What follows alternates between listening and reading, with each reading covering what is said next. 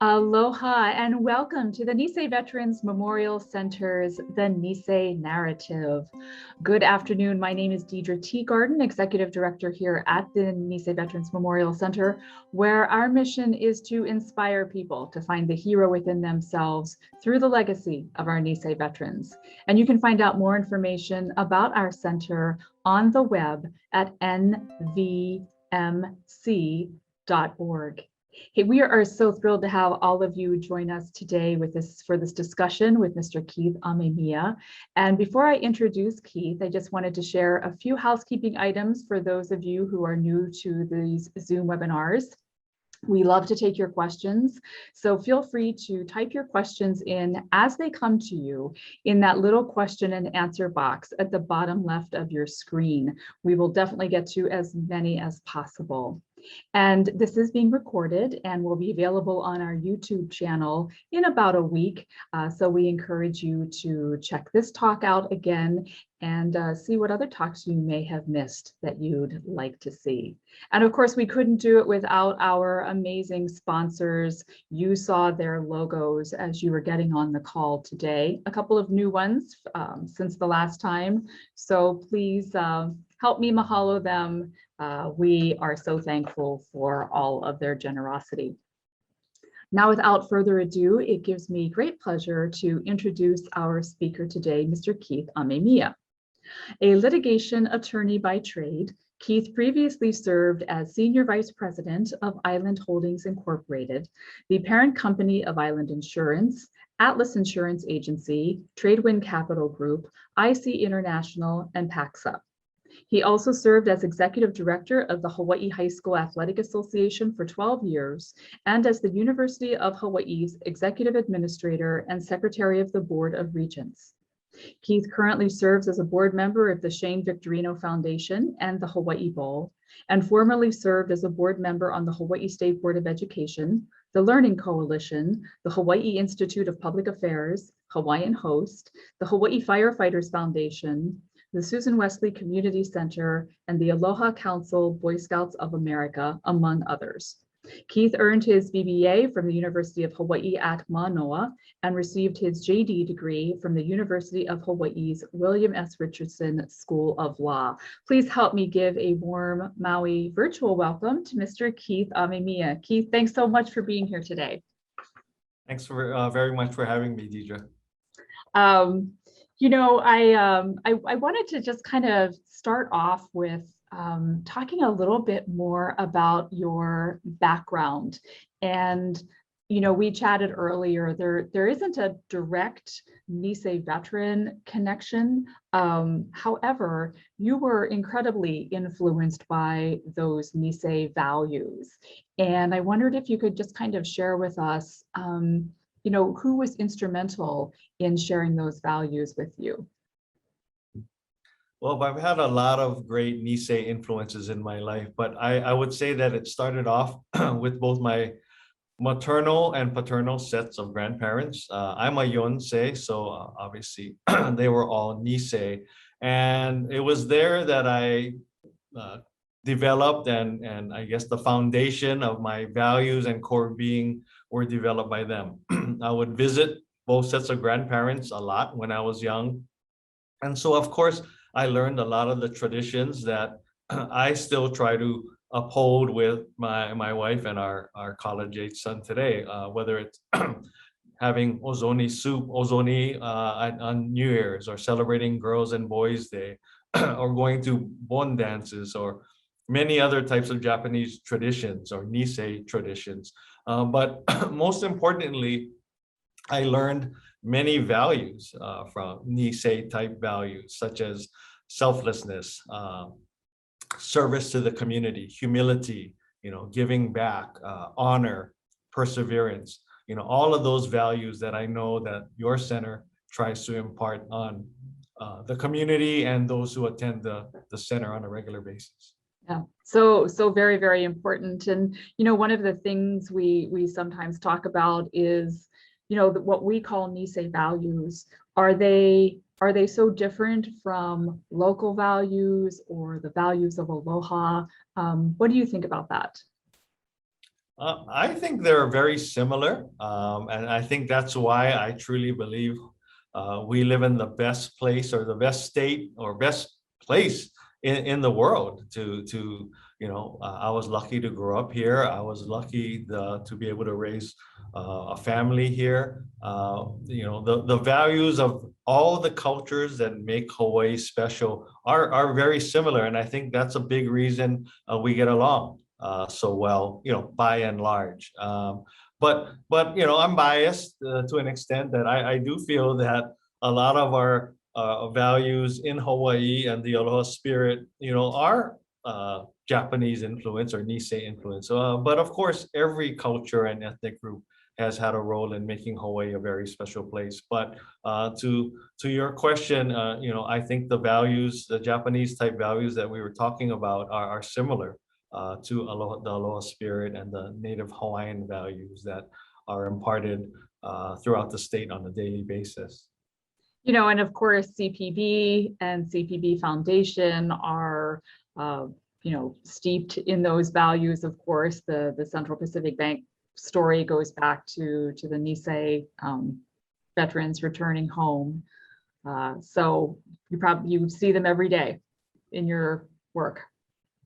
Sure. I mean, there's displays throughout the Central Pacific Plaza, including on the 20th floor, which is the gathering place for many events, both company events and public events. And so we're reminded daily of the bank's roots and values. As many of your viewers know, that Central Pacific Bank was founded by Nisei veterans who came home from World War II, and they essentially created the bank because it was difficult for Japanese Americans to get loans in Hawaii. And so they wanted to create a bank that gave Nisei and the generations that succeeded them the opportunity to buy a home and own a home. And so, I'm proud to be part of the CPB family and perpetuating the values that created the bank many years ago by many famed World War II veterans, including our esteemed late great Senator Daniel Inouye. Indeed. And we're also, thrilled about the new ship that's being commissioned with his name. So very important, very special to our community. So I want to segue a little bit and talk a little bit more about your work career. I mean, you've done everything from being an attorney to an executive director, everything in between, but the constant really seems to be for you sports. Sports are so important to you. And I just wanted to have you talk a little bit about the importance of sports to you and the importance of sports to a community. Well, as you mentioned, sports has been a very important part of my life and my career. A lot of people know me in my former role as the executive director of the Hawaii High School Athletic Association, where I oversaw high school sports across the state, all 90 some odd public and private high schools. And it brought me to Maui. That's how I met most of my close friends on Maui, is through sports, whether they participated in sports or whether they were parents of student athletes on Maui or whether they were coaches on Maui. One example is former Lieutenant Governor Shan Tsutsui. I first met him way before he became an elected official when he was the coach for the Maui high school tennis team. There are so many other examples, whether it's Tony Takitani and his son and daughter who played for Baldwin High School, Mayor Victorino and his sons, especially Shane Victorino, who was an incredible athlete at St. Anthony High School on Maui and starred in 3 or 4 sports, and of course, parlayed that into a very successful professional career. But the reason I love sports is beyond the fact that it's a healthy activity, it's a fun activity to watch as a spectator. It teaches many values that are aligned with the Nisei values. It teaches teamwork, sportsmanship, again, perseverance, and just humility. You win with humility, you lose with grace. And for all of us, life has its ups and downs, and you're going to have your share of wins and losses. No one goes through life undefeated. You're going to face challenges, and that's what I like about sports. It's a microcosm of life, and it's the best education outside of the classroom if you're a student playing sports in high school and beyond. Like right now, the community, we see a lot of polarization, specifically about COVID-19. And, Aaron Rodgers came out last week or the week before, not getting a vaccination. And that was his right not to get vaccinated. And I'm not asking for your opinion on whether to get vaccinated or not. However, how can sports help answer that question, and where is that line between your rights as an individual and the safety of a community? And what did you think about Aaron's decision as a sports person? Well, it's a balance. And for me personally, I'm vaccinated. My wife and son are vaccinated. We feel that it's important to be vaccinated, not only to keep ourselves safe and healthy, but to keep others in the community safe and healthy. I trust the science. I believe in the science. Some may not, and they may choose not to. But it's a balance. And just like in life, in sports. What I like about sports is it teaches sacrifice, and it teaches you about acting in the best interest of the greater good and not just about yourself. And so, that's Aaron Rodgers' personal decision, but he has to understand that, if you make that decision, there may be some sacrifices you have to take on your part to protect others from potentially contracting COVID-19 because you're unvaccinated. And so the biggest issue I take with his stance is not necessarily that he chooses not to be vaccinated. Again, that's his right, so to speak. But the fact that he didn't follow the protocols set forth by the NFL to protect others, whether it's his teammates or whether it's the opponent after games, where he embraced them and shook their hands and spoke to them at close range without a mask like he was supposed to. Yeah, understood. And I will say, all of us here at the Nisei Veterans Memorial Center are also vaccinated, and we believe it's important to do that. But you keep seeing everything happening on the news, and you just wish that somehow we could share these values of aloha, the Nisei values, with the greater continental United States too, and do what's best for the community. Right. And, I don't want to make this a long discussion about COVID-19, No. but the only other thing I'll add, because it is an important issue. I mean, it's affected the world for almost 2 years now and greatly impacted all of us. But, one of the concerns I have about those who choose not to get vaccinated is I'm concerned that they're relying on false information, frankly. That's a big issue above and beyond the COVID-19 issue, is the dissemination of information, how freely it's disseminated, and many times it's just wrong, whether it's through social media or other channels. But that's, I suppose, another discussion for another day. Yes, we could do that. We could do social media, COVID-19, goes on and on. But let's bring it back to what we talked about earlier, before we even had this discussion, was philanthropy, and how philanthropy has changed, and what we see as philanthropy nowadays. But how long have you been with CPB Foundation? So I started in January of this year. So I haven't been here too long, almost a year, but I will say that it's already been very rewarding. Obviously, the opportunity to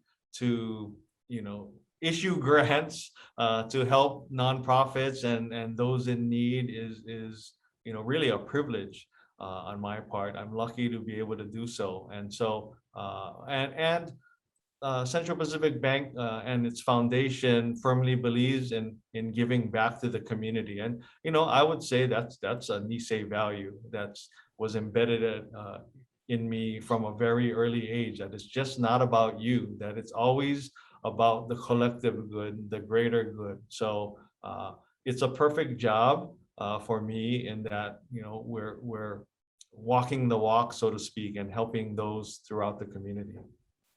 And how does Hawaii philanthropy compare to that on the mainland? What have you seen?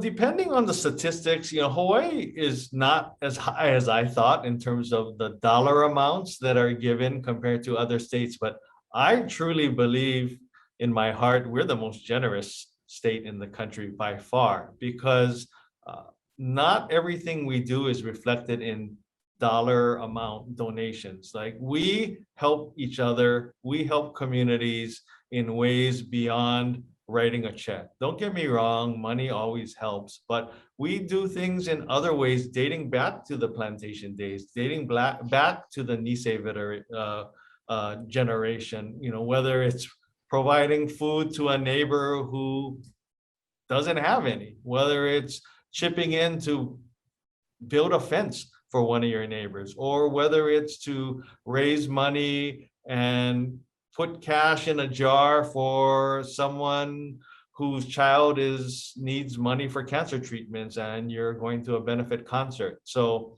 I really think that when someone is in need across the state, whether it's on Oahu or in a community on Maui, we always find a way to rally around that cause and come through for that person. It happens time and time again. And that's another great value or trait of Hawaii and being in Hawaii. It's that Nisei spirit, it's that aloha spirit that permeates through all of us.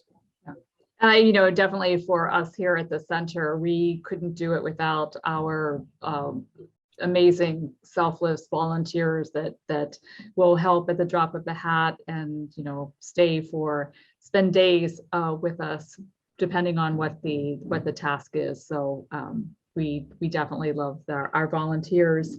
But talk to us about giving during the pandemic.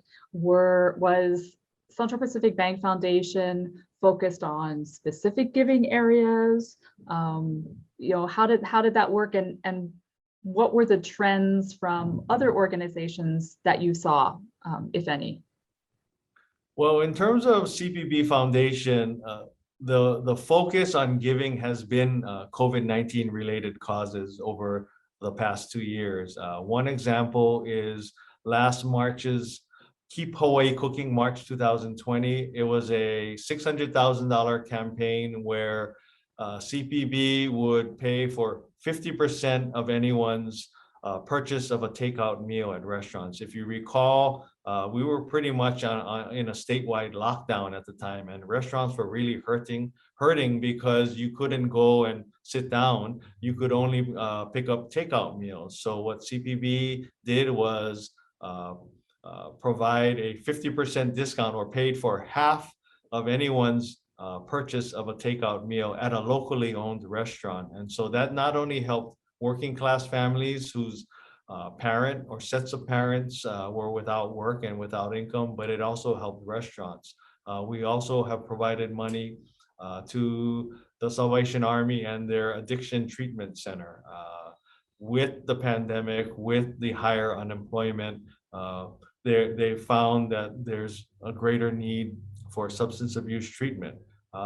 Going back to sports, this past spring, a lot of the public high schools in particular lost a lot of income because they couldn't have sports, they couldn't charge admission. So CPB partnered with other athletes and organizations, from Shane Victorino's foundation to Marcus Mariota's foundation, to come up with money to ensure that a spring sports season could happen, at least on the islands that allowed high school sports to take place. So the vast majority of our philanthropic giving the last 2 years have been COVID-19 related, because we understand that it's unprecedented times for most of us, and that there's a critical need to help the community at this time.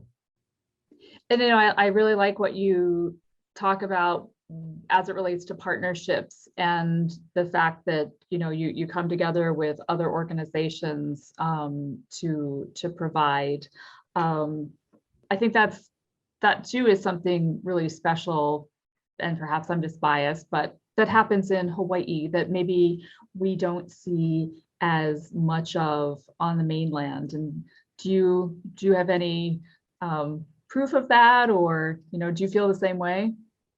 I feel the same way that, again, we come together like no other place on earth. And that because we don't have the resources like a California or a New York, we don't have the plethora of billionaires and massive foundations that can write massive checks to help those in need. So almost like in the plantation days, you have to band together and work together to help those in need. And so I think those roots started, with the Nisei generation in particular, and it continues on today. It's ingrained in all of us to work together, and everyone does their part, and not just step aside and wait for someone else to do it. But also, again, it's partly by necessity because we don't have the large foundations or incredibly wealthy people that are more prevalent on the US mainland, for example. Well, and I will even say for our own Stanley Izumigawa Pavilion that over the past few years, we've been envisioning turning it into the Stanley Izumigawa Resource Center, which is going to allow us, to double the space for what we do. We've had such a huge outpouring from the community, from foundations in the state and the county, and individuals who've sent us in checks for $76 to honor the 76th year after the end of the war. But we just received a very lovely call today, this afternoon, from Central Pacific Bank Foundation board member, saying that CPB Foundation is donating $75,000 to our resource center, and that is huge. That's we are so thankful, and with everything else going on, we're just very, very thankful for that gift. So I want to thank you. Of course, we're thrilled and honored to be able to do our part. As you mentioned, it's a team effort, and every dollar counts, whether it's a $76 donation or a $75,000 donation. It's a true team effort, and we're excited to be able to put you over the top, so to speak, in terms of your fundraising goals, so that we can, or you can, complete the construction of the pavilion. We believe in you as the executive director of the NVMC. We believe in the cause. We believe in the way that you help not only seniors, but pre-K children and everyone in between. And so, again, we're just excited and thrilled to be able to do our part, and can't wait to see when the second floor opens, and we'd love to be there. Definitely. We're looking forward to it today as well. In fact, they were pouring the floor a little while ago, and it was very noisy, but very wonderful. It was a good noise to hear. So, everybody talks a lot about millennials, millennials in the workspace, millennials with nonprofit boards. What do you see the trend being for millennial giving? Is it very different from their parents and grandparents? What kind of trends are you seeing? I see a lot of positive trends in the millennial generation and Generation Z, which is fast becoming a force in their own right. My son is 21 years old, and he's part of that so-called Generation Z. What I found is, well, let me back up. Sometimes I can be a grumpy old man and complain about the younger generation, like probably my parents and grandparents did. But then I remind myself, and I see many more positive stories coming from the millennials and Generation Z. And my observation is that they're much more socially aware. They're much more inclined to get actively involved than my generation did when we were their age. And you can see it. They're concerned about climate change. They're concerned about justice and equality, whether it's gender equality or racial equality, and everything in between. And so I think it bodes well for our future that they're becoming active or have already become active at a very young age, and they're not afraid to speak up about it. What I also think is mainly a good and less not so good trend is that they're very adept at using social media. That's a very effective means of communication. Of course, as I alluded to, it can go both ways. But in terms of social causes and helping those in need, social media can be a very effective tool that they know how to utilize far better than me, for example.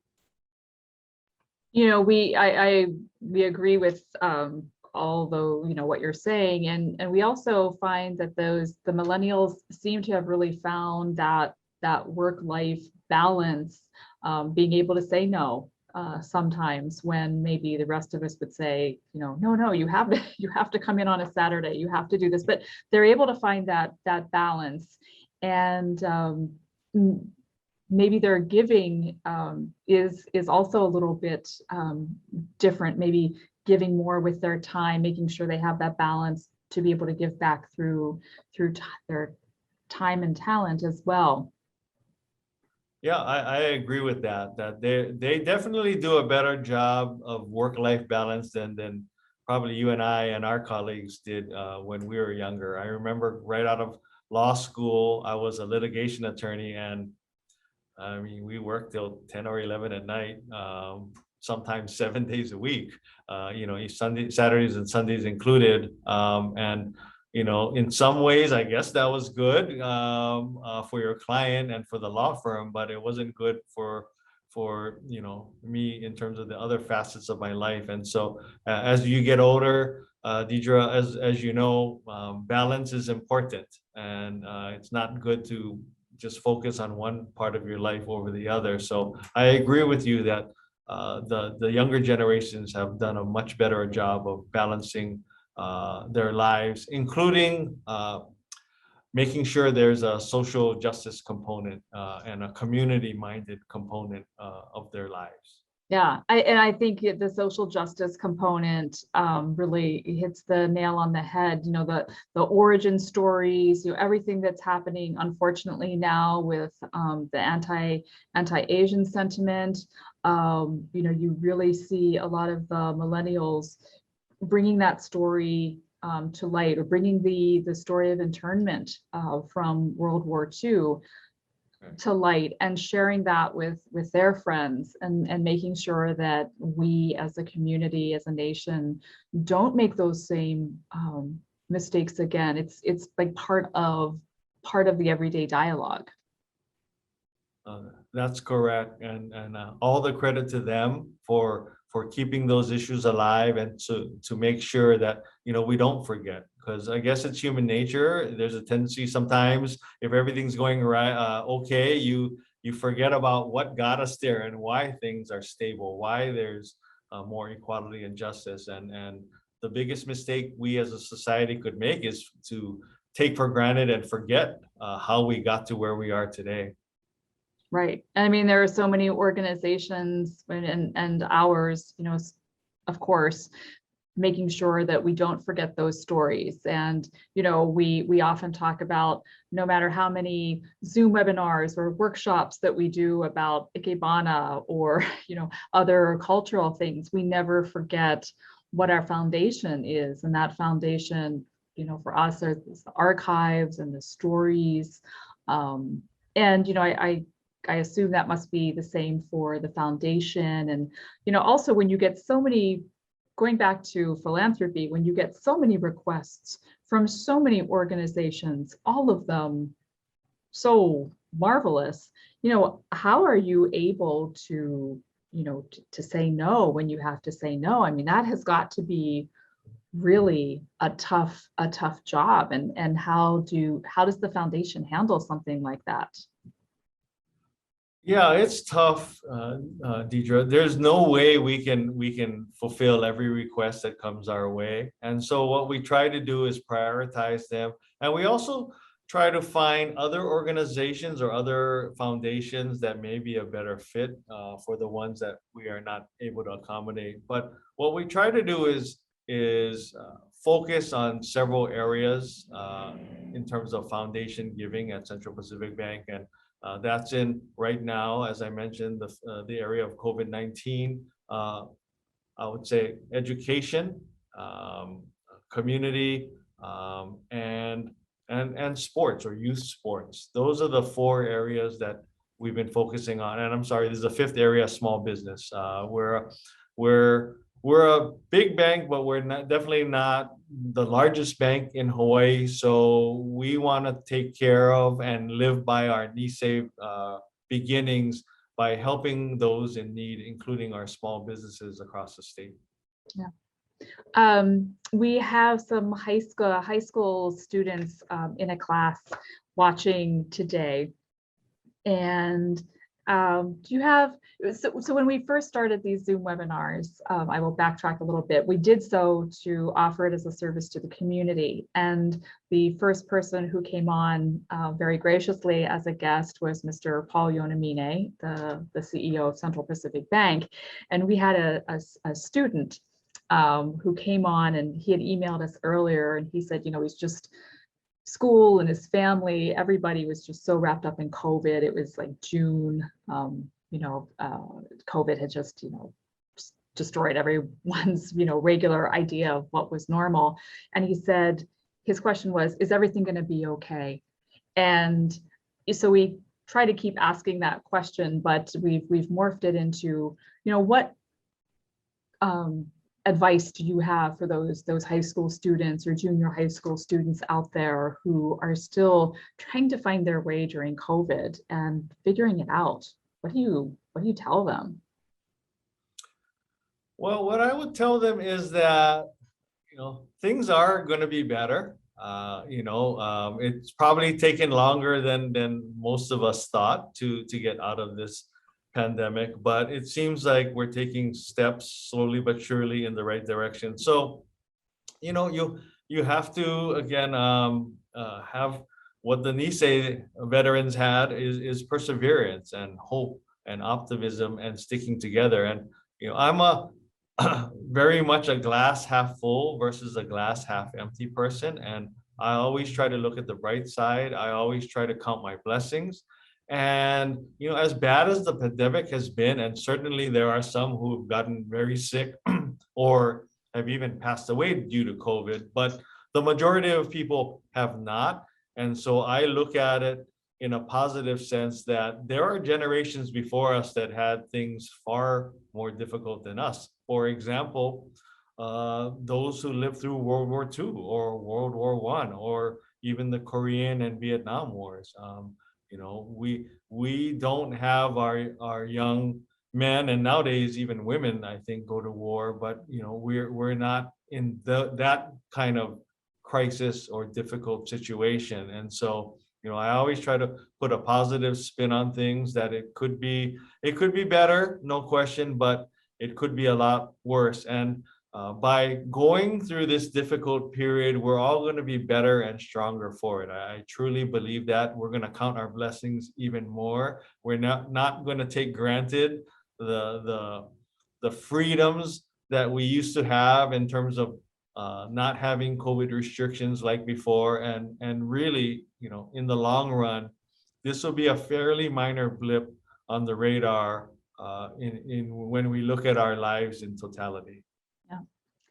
We are going to open it up for some questions, but as those come in, I wanted to go back to sports. And sports were so important to the Nisei soldiers and just the whole Nisei community, whether it was baseball or swimming. And I know you have a really lovely story about Wally Yonamine and the what he shared with you. And I just wondered if you could talk a little bit about the Yonamine family and how that influenced your life. Sure. Well, you alluded to the fact, my boss is Paul Yonamini, the executive chairman of Central Pacific Bank, and his father was the legendary Wally Yonamini, who was born and raised in Oluwalu on Maui. He boarded at Lahaina Luna High School through 10th grade. And I remember him telling me the story of how sports kept him out of trouble.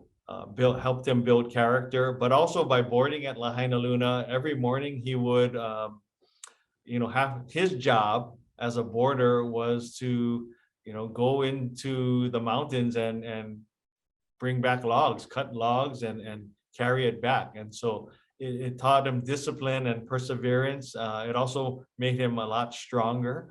But he went on to better and greater things in Japan, where he started as a professional baseball player. I believe the first Japanese American to play professional baseball in Japan shortly after World War II. He went on to become a very successful coach in the Japanese professional leagues and won a couple World Series titles there. So I have a lot of affinity for Maui and Maui-born athletes. There are so many others, AJAs that I'm indebted to on Maui, who helped me make my job easier when I was running high school sports, like the Kawaguchi brothers, Alan, who was the athletic director at Lahaina Luna, his brother Kenji, who was the executive director of the Maui Interscholastic. I remember Warren Shimabukuro, who lives near Maehara Stadium, who would keep the grounds maintained and the field well manicured and groomed for the state baseball tournaments that are held on Maui every 3 years in honor of Wally Yonamini and his foundation. They're the title sponsor of the state baseball tournament. And so there are many, many ties I have with Maui and people I'm indebted to. Besides Wally, there's of course Soichi Sakamoto, facilities named after him, Iron Maehara, the baseball stadium's named after him.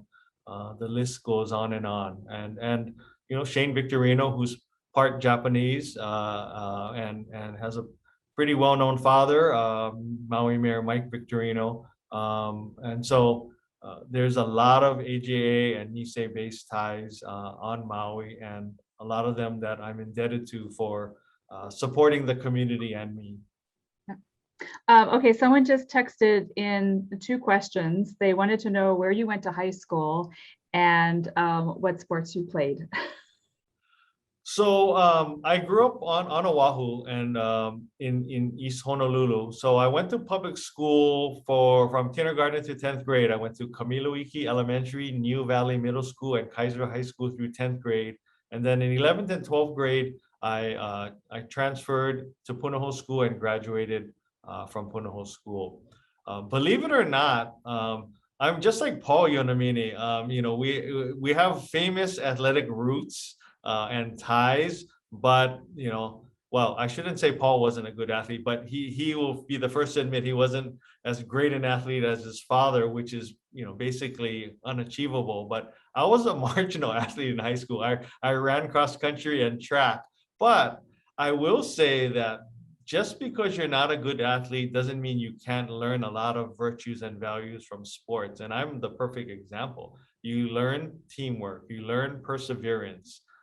There's a lot of camaraderie by being part of a sports team. So, you don't have to be an elite athlete to benefit from sports. Also, it was the foundation for teaching me the importance of trying to stay physically fit even after high school. So that's my story. And yeah, I wish I had a more exciting athletic career, but I didn't. But I still have fond memories of it, and I'm glad that I participated.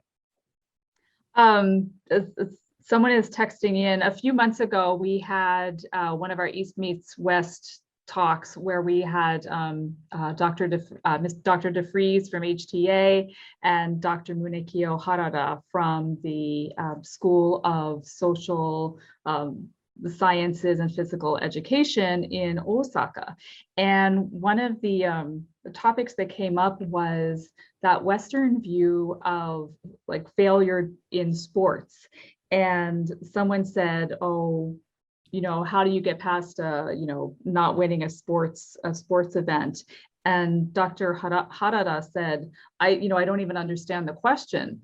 And we thought that was really interesting. So this person is texting in again saying,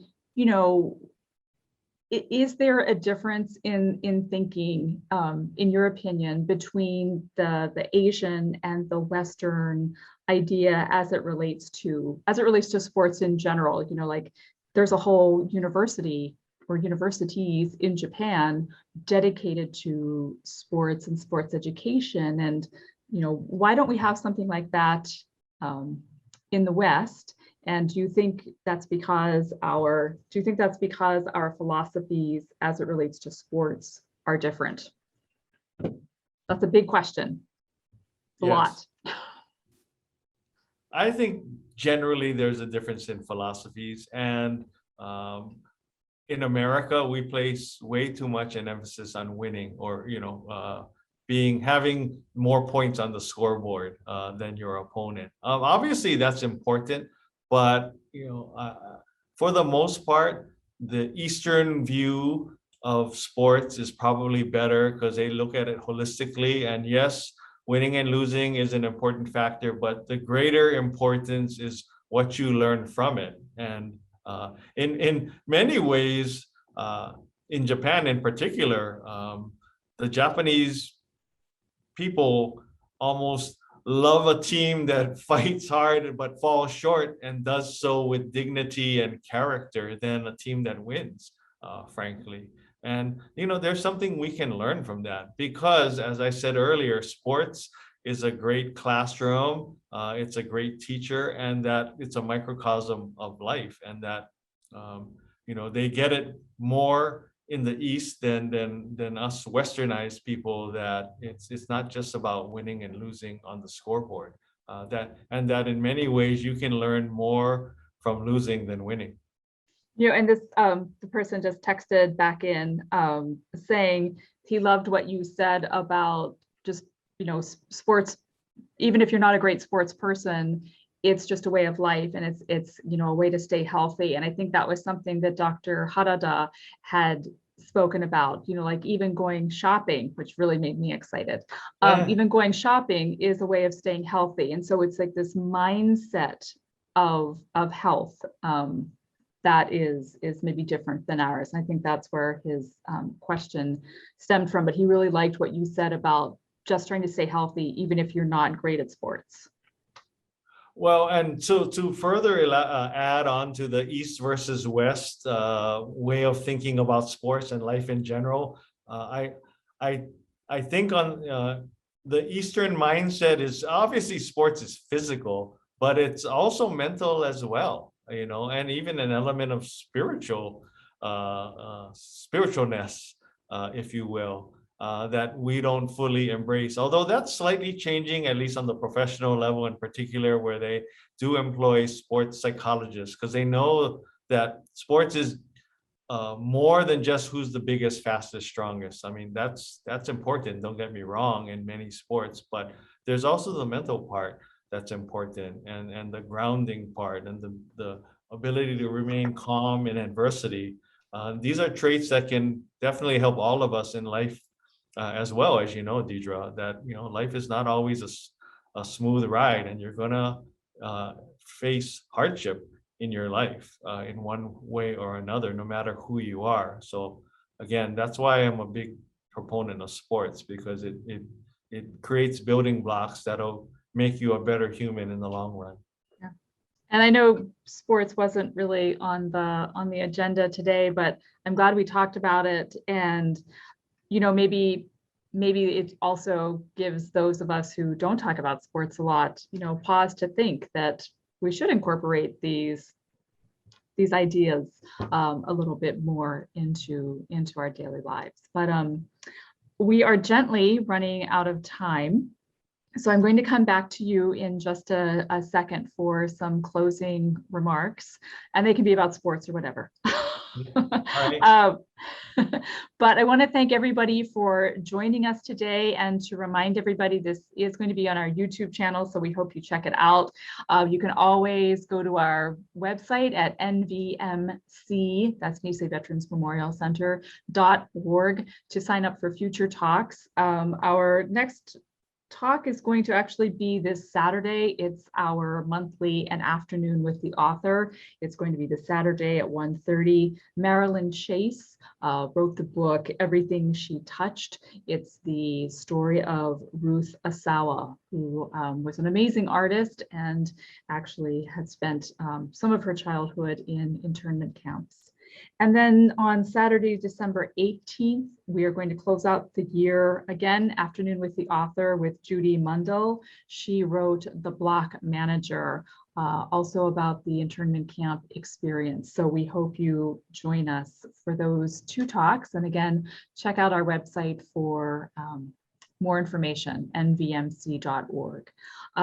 Keith, I'm going to send it back. I'm going to bring it back to you. I also want to thank you so much for taking time from your schedule. I know we talked about this many months ago, and suddenly it's upon us. And I know everybody's so busy, but really appreciate you taking your time to be with us today. And I will turn it over for some closing remarks.